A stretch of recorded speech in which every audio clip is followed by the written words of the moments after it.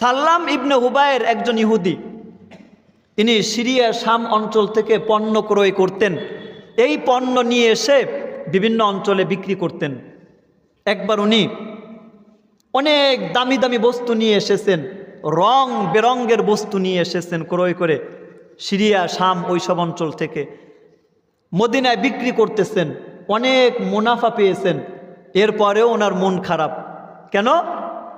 উনি ওই সিরিয়া শাম অঞ্চল থেকে আসার সময় একটা 8 থেকে 10 বছরের এক কিশোর গোলাম, এই গোলামকে উনি ক্রয় করে নিয়ে আসছেন, সাল্লাম ইবনে হুবায়ের ইহুদি। কিন্তু এই গোলাম ছিল জীর্ণ শীর্ণ ক্ষীণকায় দুর্বল, তার ভাষা ছিল ভিন্ন, পারসিক ভাষা, এজন্য সে মদিনার ভাষা বুঝতো না। এজন্য এই গোলামকে কেউ কিনতে চায় নাই, কেউ তাকে ক্রয় করছিল না।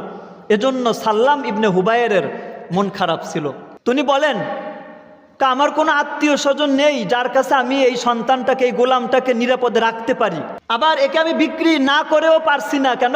যেই পরিমাণ টাকা আমি খরচ করেছি ওটা তো আমার উঠাতে হবে। এক পর্যায়ে এই মদিনার ইহুদি গোত্রের এক কন্যা সুবাইতা বিনতে ইয়ার, এই মহিলা সে দরদাম করে সাল্লাম ইবনে হুবায়েরের থেকে সালেম নামক এই গোলামকে ক্রয় করে নেন।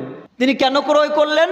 এটা পরে বিক্রি করে লাভবান হবেন এজন্য কয় না, মানবতা, এই শিশুর প্রতি দয়াদ্র হয়ে এই মহিলা অবিবাহিতা, কিন্তু ওই শিশুটাকে সালেমকে ক্রয় করে নিয়েছেন।